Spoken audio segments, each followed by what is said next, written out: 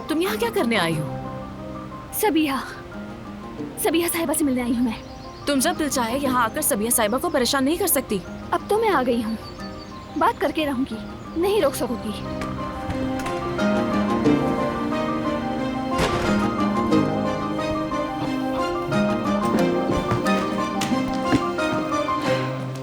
सबिया साहिबा,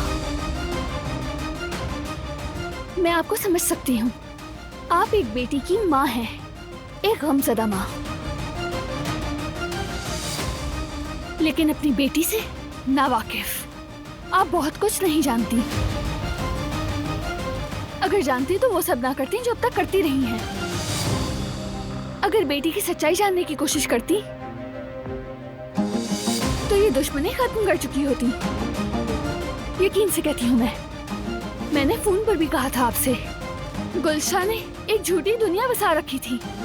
हरगिज नहीं, बारान काराबे का बनाया हुआ झूठ है ये सब। वो मेरी बेटी गुलशा को पागल साबित करना चाहता है और तुम भी उस पर यकीन कर बैठी हो। इश्क ने तुम्हारे दिल को ही नहीं बल्कि दिमाग को भी कैद कर दिया है।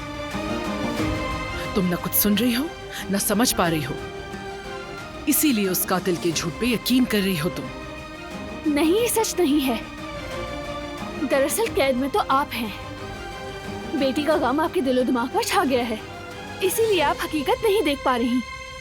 बारान कातिल नहीं है और वो झूठ भी नहीं बोल रहा। आप माने या नहीं, लेकिन सच यही है। बस, अब एक लफ्ज और नहीं सुनूंगी मैं। खामोश हो जाओ, निकलो यहाँ से। आप क्यों नहीं समझ रही? मैं कह रही हूँ वो कातिल नहीं है। बकवास बंद करो।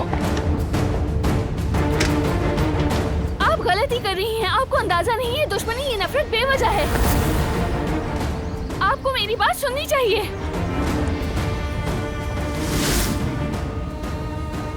वो तो सुन नहीं रही, लेकिन अगर तुम समझाओ तो शायद मान जाए।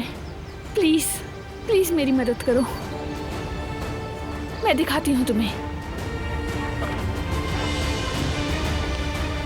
देखो, ये सिनेमा की टिकट देखो। उन्होंने कहा बारान के साथ गई थी, लेकिन उस दिन तो बारान मार दिन गया हुआ था शादी में। चाहो तो पता कर सकती हो।